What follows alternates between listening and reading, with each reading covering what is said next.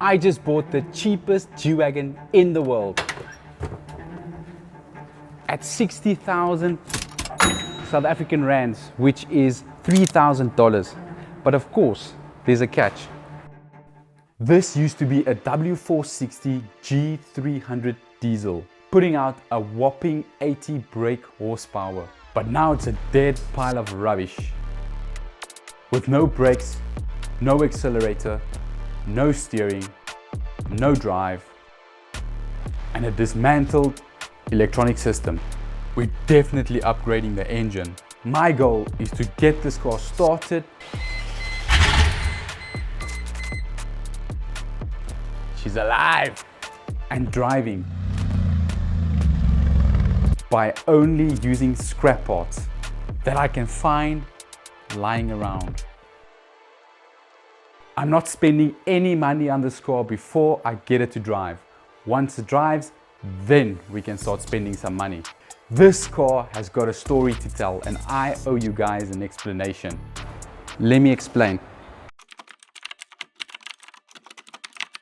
For as long as I can remember, I always wanted to own one of these iconic G-Wagons, but I wasn't willing to settle for the absurd price tag on these cars.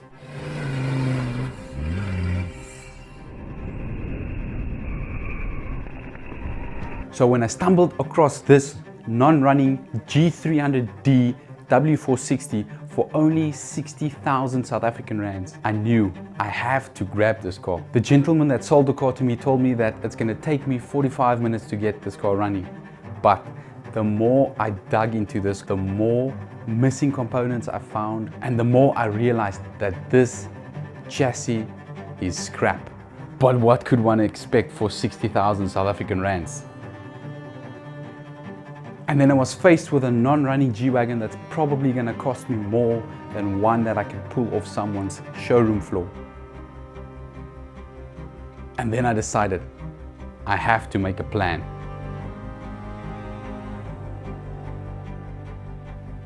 We got another donor vehicle which is equipped with a M113 5-liter V8 310 brake horsepower stock engine. We removed the whole drivetrain to get it out and fit it to the G-Wagon.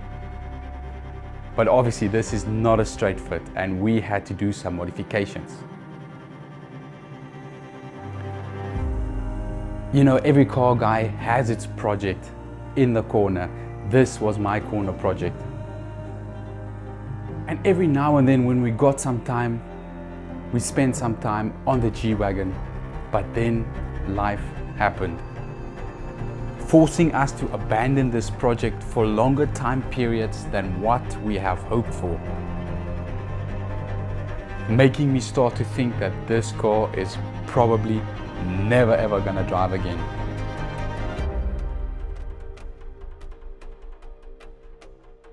And the years start passing by, one by one,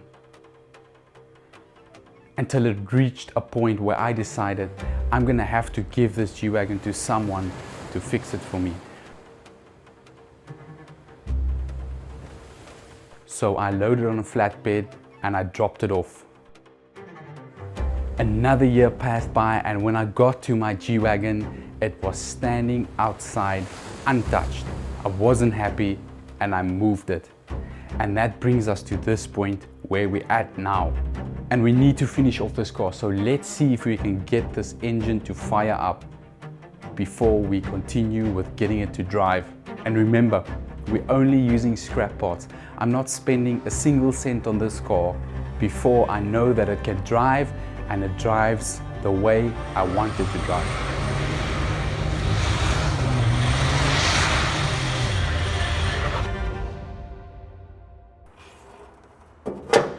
We've got quite a bit of things going on over here. Let me show you guys. So, we've got wires everywhere. At least our engine's installed. That makes life a lot easier. We've got some brake plumbing that we need to do.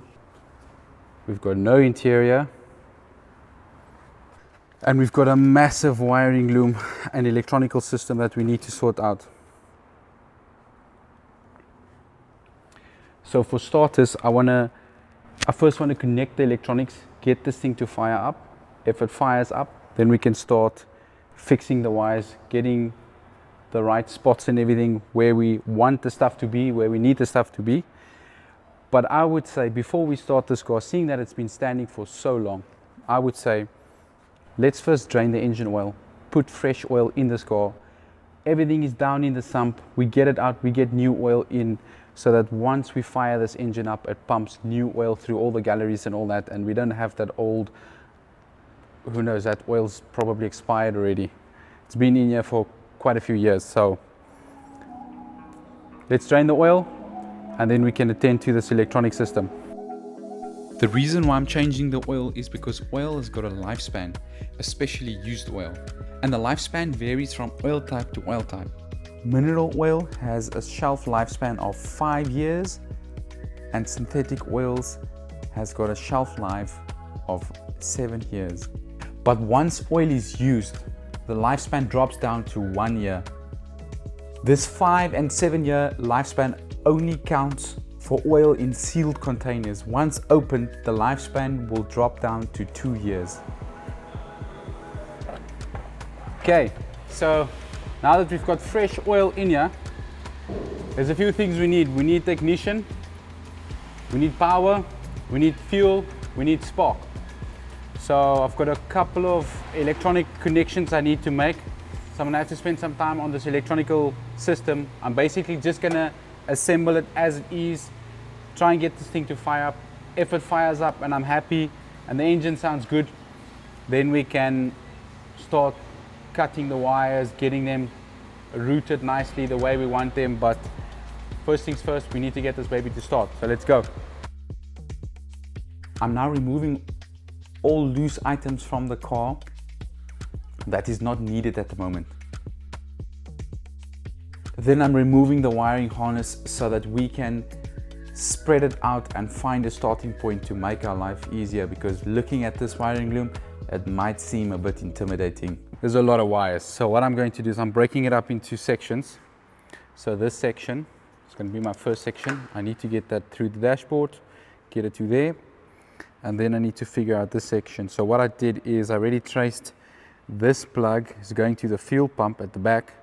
So that section of the loom is for the rear of the car, and then that moves to the front. So I'm taking it bit by bit, and then this section over here, which is for the front of the car, I still need to get that through, in here and through. So we're starting off by connecting the fuel pump plug, and then we're moving the wiring harness through the left rear door, because that's the shortest way to the middle of the car where all the plugs needs to go.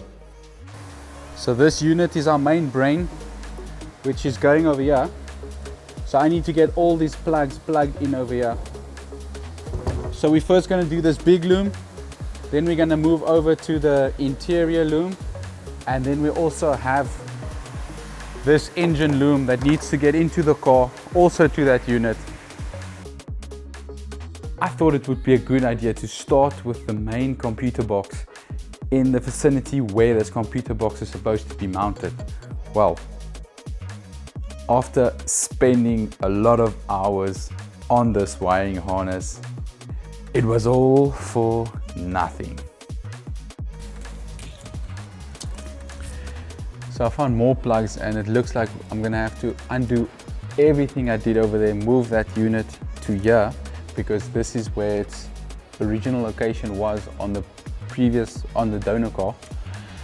So I'm gonna have to undo everything I did over there, move that unit out, and get those wires to here to get it to fire up. So take two. And so the fun continued on the wiring harness, doing section for section. And by this time, if you're still watching, it probably means that you're enjoying this type of content. Would you please consider hitting that like button and even the subscribe button to follow this build through? I would really appreciate it, as it helps the channel a lot. And of course, doing something custom, you always run into some kind of challenge. So I have to remove the hood to give me some more space to fit the final piece of the wiring harness. And as you can see, with the hood out of the way, it allows me to move this whole electronical system forward, giving me enough length on the wires so we can finish off this job. And in goes the final plug. Okay, so the wiring harness is in. What I did, let me show you guys what I did. Just for testing purposes, I put my own earth there for the engine, so the engine's earthed. Then I've got all our earth straps hooked up over here. That's another earth. Got us a battery, so that's the earth for the battery. So this is our positive cable running to the alternator. And then I've got another positive running into the car. That's just power supply, just for testing purposes for the onboard electronics. And then I've got some more earths over here.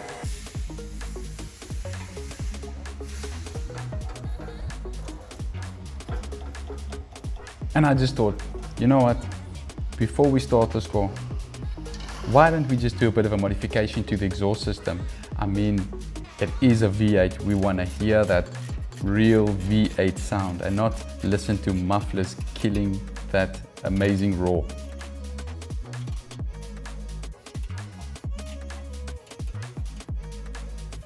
Plus, we're definitely gonna upgrade this exhaust system once this car's running and we continue with this build.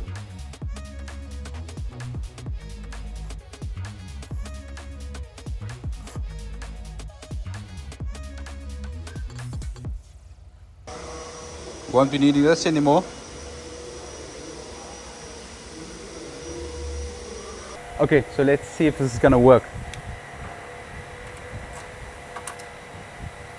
There's lights, there's lights, there's lights.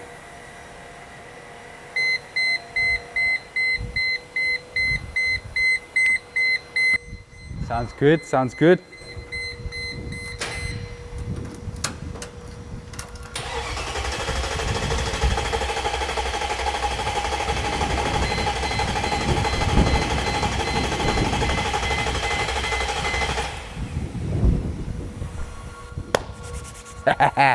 Okay, I think we can now connect the fuel pump, which is this bugger over here.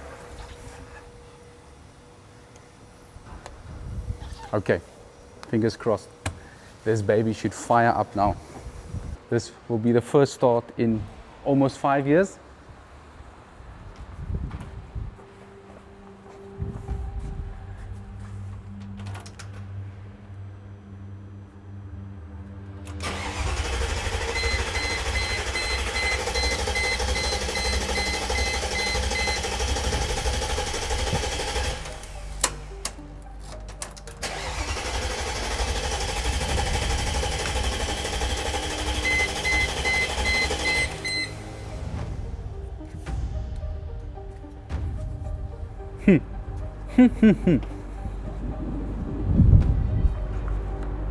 Check for fuel pressure.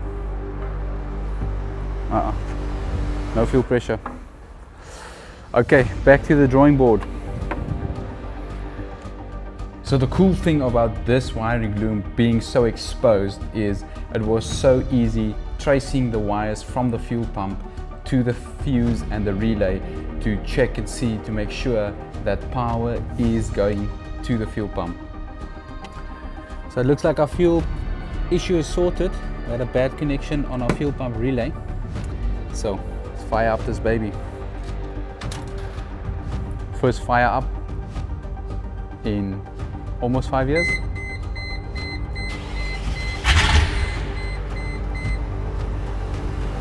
She's alive.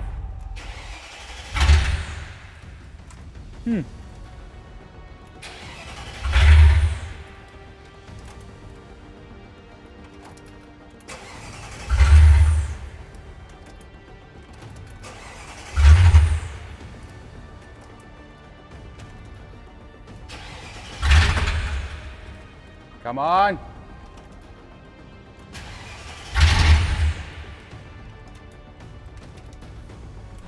I'm going to see if this accelerator is working.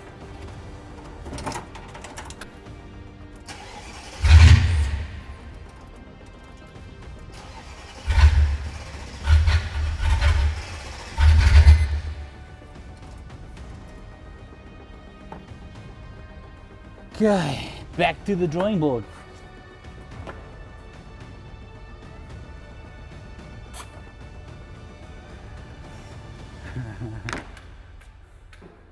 I think we found the problem and this might be the fix, so let's see.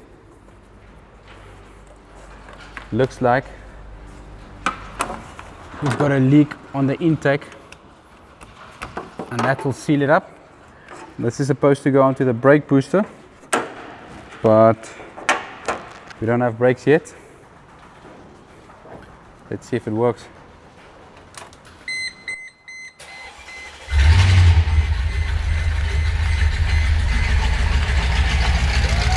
There we go.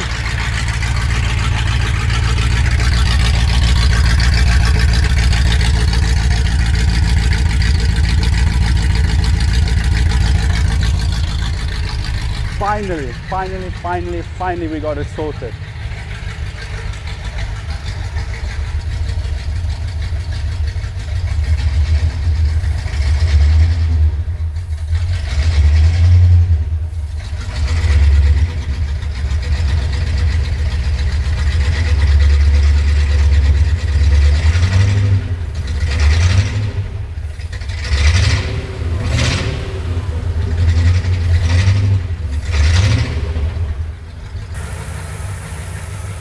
Smoke.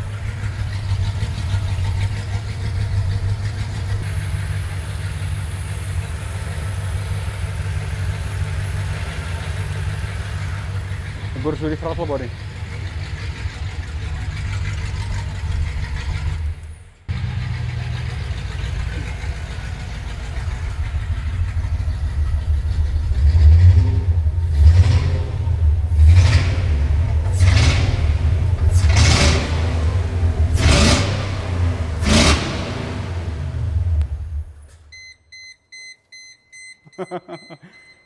Dead.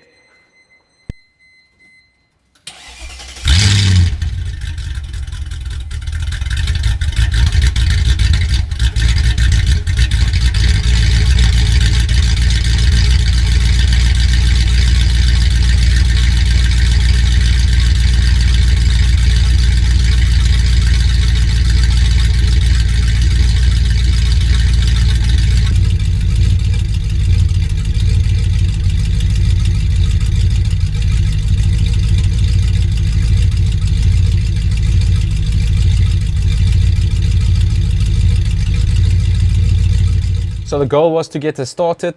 She's starting. That's a job well done. Next thing is we need to get this thing to drive. So just to do a cost breakdown, currently I paid 60,000 South African rands for this G-Wagon, and I did sell the engine and then the donor car. So I sold some parts off the donor car. The donor car was a non-runner. I had to do a few things to that to get it running. So all in all, we're at 75,000 South African rands on this build. That's still definitely the cheapest G-Wagon in the world. Definitely. It starts, it doesn't drive. Give me a bit of time and we'll get it to drive. Then we've got the cheapest running and driving G-Wagon in the world. And then we can start spending some money, doing some modifications, maybe turbocharge the engine. I've never turbocharged a 113, so maybe put some turbos on here. What I want to do is I want to remove this engine. I've got another M113 engine. I want to remove this engine because that G-Wagon over there also needs an engine. That engine can go to that G-Wagon, and then I will turbocharge the other engine and drop it in here. But that G-Wagon, that's definitely going to be on YouTube. I'm not going to build it, someone else is going to build it. One of my good friends has also got a YouTube channel and he's going to build that one. He's going to do some crazy stuff to that, but we leave that for the future. Now let's focus on this one. So it starts. I need to sort out this wiring harness. Plan is to remove everything over there to give me nice access. Then I'll bring all the wires through in the middle, get them nice and neat, get them the right lengths, get them to the main computer box, which is going to mount over here. When we fit the center console, we'll seal up the center console so that if water comes into the car, it can't get to the electronics. And I will also do a rubberizing on the interior so that when we come from the beach or whatever and there's sand or whatever in the car, we can just take the hose and just hose everything out. So that's the plan. That'll be a wrap for now, guys. If you like this type of content, I know this is a lot different to what we normally do on this channel, but I thought, why don't we spice it up a little, do something different. So I've always wanted to do a custom type of build. This is my custom project. This is a learning curve, because what I want to do is I want to do some crazy chassis and engine swaps on all the cars, put some modernized technology in them, give them the power, the brakes, the suspension, everything they need. That's something for the future, but this is a learning curve. We have to start somewhere, and I always finish whatever I started, so I need to finish this project. It's a monumental task, but we're gonna do it. Thank you so much for watching, guys. I'll see you guys in the next one. Remember to hit that like, hit that subscribe, and I'll see you. Cheers.